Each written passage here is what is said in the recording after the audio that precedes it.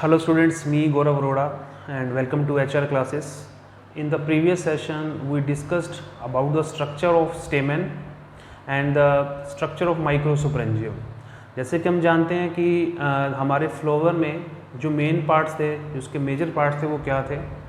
Sepals, petals और उसका जो male part stamen and the female part is carpel. तो प्रीवियस सेशन में हमने डिस्कस किया था स्टेमेन का स्ट्रक्चर, और स्टेमेन के स्ट्रक्चर के अंदर मैंने आपको बताया था कि इसमें माइक्रोस्पोरेंजियम होते हैं. माइक्रोस्पोरेंजियम के अंदर स्पोरोजिनस टिश्यू होता है और स्पोरोजिनस टिश्यू के जो सेल्स हैं वही क्या बनाते हैं आगे जाके हमारे पास पोलन ग्रेन्स. तो इस सेशन में मैं आपको बताऊंगा कि पोलन ग्रेन्स का फॉर्मेशन कैसे होता है. क्लियर? तो वन बाय वन हम स्टेप बाय स्टेप इस कॉन्सेप्ट को समझने की कोशिश करेंगे. तो लेट्स अंडरस्टैंड. देखिए, in the last session we discussed about,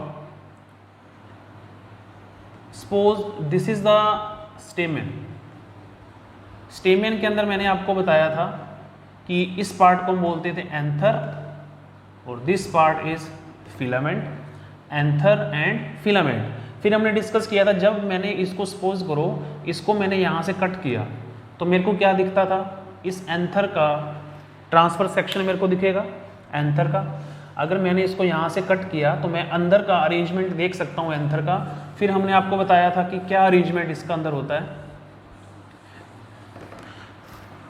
तो जो एंथर है वो हमारे पास वो क्या होता था? बाइलोब्ड स्ट्रक्चर होता है हमारे पास. That is bilobed like this. और इस तरह से बताया था these are the two lobes. ये एंथर की टू लोब्स. और मैंने आपको बताया था कि ईच लोब में क्या होते हैं? Two theca. That's why it is dithecous. देखो ये एक लोब है, ये सेकंड लोब है. फर्स्ट लोब में आप देख रहे हो ये this is the theca, this is the theca. In one lobe there are two thecas. That's why anther को हम क्या बोलते हैं? डाइथिकस. ओके. उसके बाद हमने डिस्कस किया था कि एंथर में आपको क्या मिलते हैं? ऐसे कंपार्टमेंट लाइक स्ट्रक्चर मिलते हैं, हम जिसको क्या बोलते थे? माइक्रोस्पोरेंजियम.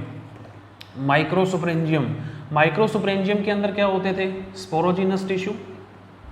माइक्रोस्पोरेंजियम के अंदर हमारे पास क्या होता था? Sporogenous tissue. क्लियर? अब इसमें हम डिस्कस करेंगे कि इस माइक्रोस्पोरेंजियम से ही क्या बनेगा? हमारा पोलन सैक बनेगा. और इसके अंदर जो स्पोरोजिनस टिश्यू है, इसके जो सेल्स हैं, ये हम देखेंगे कि लास्ट में जाकर हमको इनसे क्या मिलने वाला है? पोलन ग्रेन मिलने वाला है. क्लियर? तो इस तरह से हमारे टॉपिक का नाम आज क्या है? Microsporogenesis and formation of pollen grains. Clear? Now let's understand कि स्टेप बाय स्टेप हम समझने की कोशिश करते हैं कि कैसे पोलन ग्रेन का फॉर्मेशन हुआ. तो ये हमारे पास स्ट्रक्चर था एंथर का जिसके अंदर माइक्रोस्पोरेंजियम है. अब सपोज कीजिए मैंने एक माइक्रोस्पोरेंजियम को यहाँ शो किया हुआ है. क्लियर? तो देर आर 4 माइक्रोस्पोरेंजियम. मैंने क्या किया? सिर्फ एक माइक्रोस्पोरेंजियम को यहाँ दिखाया हुआ है. सपोज करो ये हमारे पास माइक्रोस्पोरेंजियम है.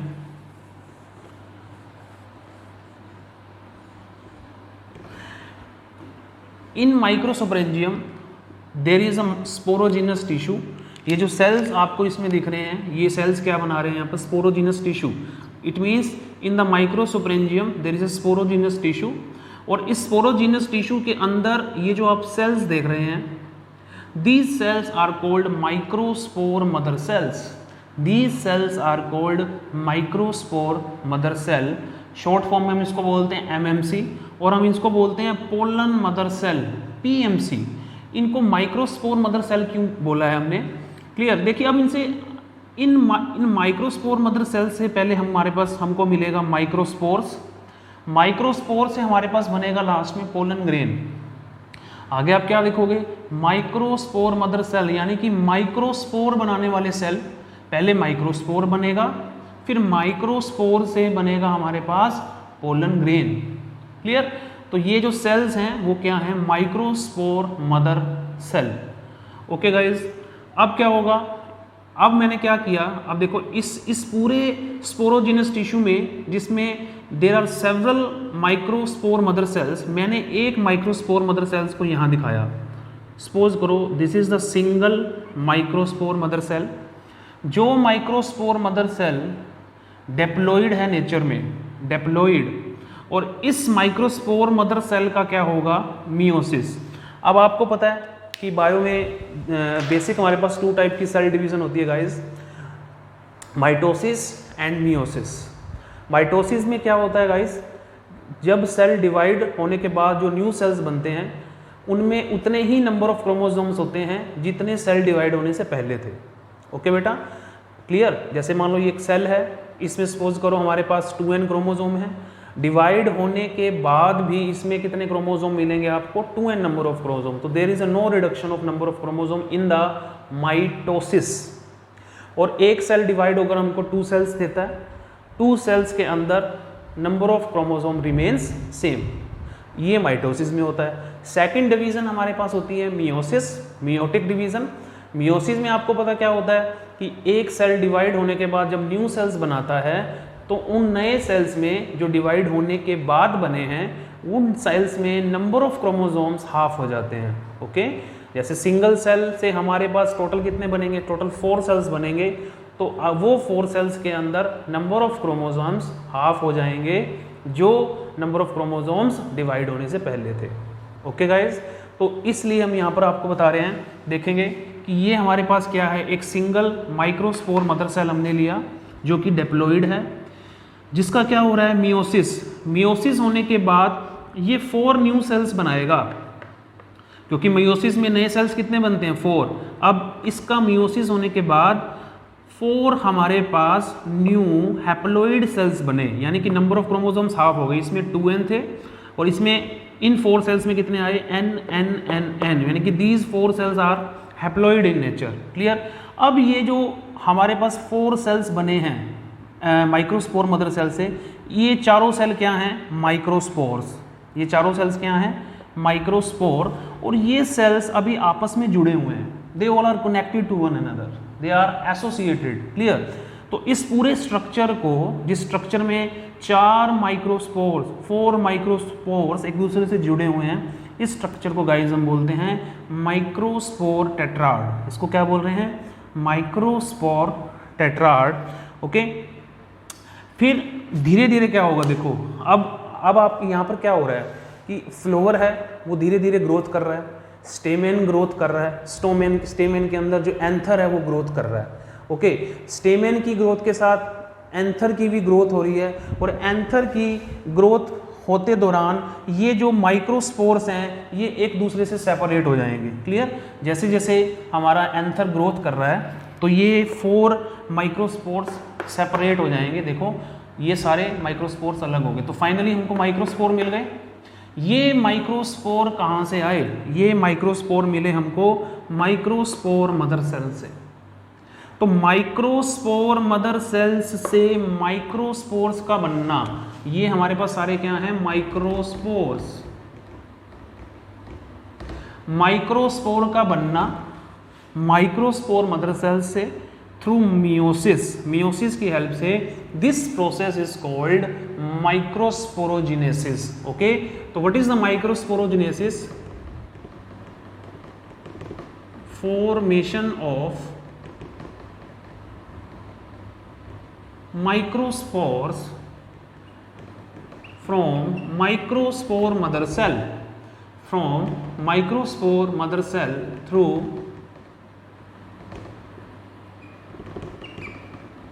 meiosis. This is called microsporogenesis.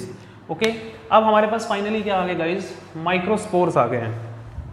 अब इसमें से एक माइक्रोस्पोर लीजिए आप, जैसे मान लो ये माइक्रोस्पोर है, इसमें से हर एक माइक्रोस्पोर आगे जाकर क्या बनाएगा, हमारे पास पोलन ग्रेन बनाएगा। अब हम एक सिंगल माइक्रोस्पोर ले लेते हैं, suppose this is the single microspore. अब ये माइक्रोस्पोर किसके थ्रू होकर जाएगा, माइटोसिस। माइटोसिस, अब माइटोसिस में आपको पता है कि डिवाइड होने से पहले कितने क्रोमोसोम है, n क्रोमोसोम, ये सारे सेल्स हैप्लॉइड हैं। तो डिवाइड माइटोसिस होने के बाद जो नए सेल बनेंगे उनमें भी कितने क्रोमोसोम होंगे, n नंबर ऑफ क्रोमोसोम। यानी कि अगर माइटोसिस होने से पहले दे आर हैप्लॉइड, तो माइटोसिस होने के बाद भी सेल्स क्या रहेंगे, cells will remain haploid. Okay, अब हमको ये बताना है कि इस सेल का, ये सिंगल माइक्रोस्पोर का यहाँ माइटोसिस हुआ तो इसने 2 सेल्स बनाए। अब ये 2 सेल्स कहाँ हैं, देखो दिस इज द 1 सेल, ये इसका nucleus, this is called vegetative cell, और इस सेल के अंदर ही हमारे पास सेकंड सेल प्रेजेंट है। देखिए, this is the generative cell. तो ये cell in cell structure, cell in cell structure, जिसमें माइक्रोस्पोर का माइटोसिस होने के बाद हमको क्या मिला, एक वेजिटेटिव सेल, और वेजिटेटिव सेल के साइटोप्लाज्म के अंदर ही फ्लोट करता हुआ दिख रहा है हमको जनरेटिव सेल, जनरेटिव सेल। अब क्या होगा देखिए, फाइनली अभी पोलन ग्रेन हमारे पास बनने वाला है। यहाँ से क्या बनेगा नेक्स्ट, हमारा फुली ग्रोन पोलन ग्रेन बनेगा। ओके गाइज, अब वेजिटेटिव सेल और जनरेटिव सेल्स के बनने के बाद क्या होगा, इनके चारों तरफ एक लेयर का फॉर्मेशन होगा। ये देखो, ये ब्लू कलर में मैंने यहाँ दिखाया हुआ है। This layer is called intine layer, this layer is called intine layer. Intine layer is composed of cellulose and pectin. जो इंटाइन लेयर है ये किसकी बनी होती है, सेलुलोज और पैक्टिन की बनी होती है। इसके बाद एक सेकंड लेयर बनेगी हमारे पास, दैट इज एक्साइन। ये देखियो रेड में मैंने दिखा रखी है exine. Exine is composed of, exine के अंदर जो मटेरियल मिलेगा दैट इज स्पोरोपोलेनिन। अब this complete structure is called pollen grain, this structure is called pollen grain. Okay, तो this is the generative cell, this is the vegetative cell, और इसके चारों तरफ ये ब्लू लेयर है, this is the intine layer which is composed of cellulose and pectin. After that there is a one more layer that is exine, and exine is composed of the material called sporopolanin. Okay guys, exine का एक बहुत important इसमें role है exine का। देखिए, exine sporopolanin का बना हुआ है, और sporopolanin वो मटेरियल है जो जिसकी वजह से पोलन ग्रेन एक बड़े ही एक्सट्रीम कंडीशन में, यानी कि एक एक्सट्रीम हाई टेम्परेचर में, हाई एसिडिक मीडियम में, हाईली बेसिक अल्केलाइन मीडियम में ये अपने आप को सर्वाइव कर सकता है। यानी कि पोलन ग्रेन सर्वाइव कर सकता है high temperature, high acidic medium, highly basic medium due to the presence of exine. Okay, अब देखो, एक्साइन की वजह से इसमें प्रिजर्वेटिव एक एबिलिटी आती है।